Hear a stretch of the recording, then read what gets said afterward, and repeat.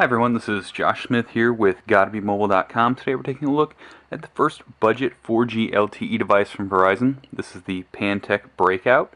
It starts at $99 with a 2-year contract after a $50 mail-in rebate. And through the end of September, if you're upgrading from a regular cell phone, you can actually score a $100 gift card and get this phone for free, which is a pretty amazing deal considering the speeds that you get on Verizon's 4G network. This device has a single core, 1 GHz processor, and it has a 4-inch screen.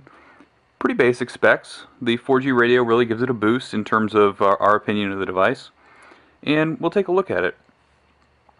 First thing we'll notice is we are running Android 2.3, which is Gingerbread, the latest release.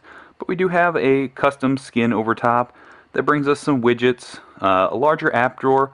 A lot of this phone is geared towards probably that first-time smartphone buyer who will appreciate things like this larger app drawer, larger icons. Everything's just a little bit more pronounced than you might see on other skins. One issue that we did run into is just there is a little bit of lag when bouncing between apps.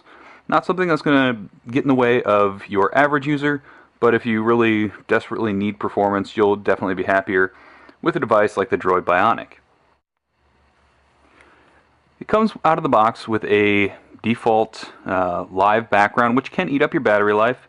Your default search provider is also Bing, but you can adjust that pretty easily in the browser settings. As we go through here, you'll see some different widgets that come with the device. We have an AccuWeather widget that's part of this overlay from Pantech. It's pretty nice. You have a different selection of clocks. Your app menu will allow you to do left and right swipe. You also maintain access to your phone contacts messaging when you're up in there. Near as I can tell, there is no way to customize what goes down here, which is kind of a bummer, especially if you want to use something other than contacts on a very regular basis. In here, you'll notice we do have a helping of Verizon pre-installed apps like Blockbuster, CityID, Let's Golf. I believe there's a Need for Speed game, Slacker, a few others, things that you can't always uninstall, which is kind of a shame because this phone does have limited internal memory.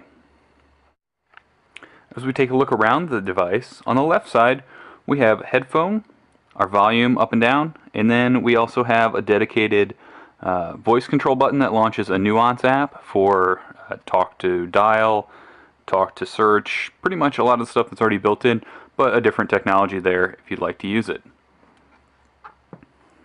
On the other side of the device, you'll notice that we have a hard camera button, which is something that a lot of people will like. The power button is oddly placed in the middle of the right side. This takes a lot of getting used to, and frankly I wish it was at the top, but if you own it for 2 years, you'll probably get used to that in a month or so. Our charging port is right here for a micro USB charging. Unlike some of the other 4G LTE devices, there is no HDMI out. But there is DLNA streaming, so you can do some wireless streaming if you have the right hardware in your house. On the back of the device, we have a 5 megapixel camera, and we have a speaker right next to it.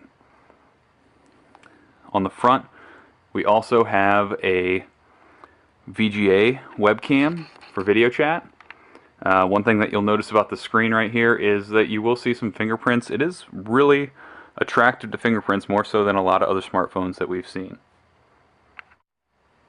Once you peel the back cover off, we do have a 1500 milliamp hour battery, which is pretty decent. It's allowed us to get through a full day of 3G coverage with room to spare. We have an 8 GB micro SD card and our Verizon 4G LTE SIM. We're going to be testing this battery out in 4G conditions here pretty shortly to see how that handles. Here you can get a look at the built-in camera app, which has pretty easy switching between video and still images, and you can switch quickly between the front and rear facing cameras. We do have the handy button so we can take a snapshot. Focus is pretty quick. Image quality is pretty good. The one thing that is rather annoying to me is after I take this image, you see we get stuck on the image, so we have to hit back in order to go take another picture. So if you're taking a lot of pictures at an event, that will get quite tedious over time.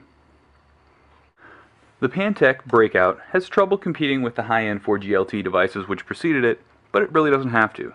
this $99 device is aimed at the average user who's getting their first smartphone or upgrading to the 4G LTE network without a need for a huge 4.3-inch display, dual-core processor, or some of the other things that not every user really cares about. If you are an average user, the Pantech Breakout performs admirably. I'd advise you to read our full review at GottaBeMobile.com and definitely get some hands-on time with the device at your local Verizon retailer. Compare it with the rest of the 4G lineup and with other new devices like the HTC Rime that are on the way out.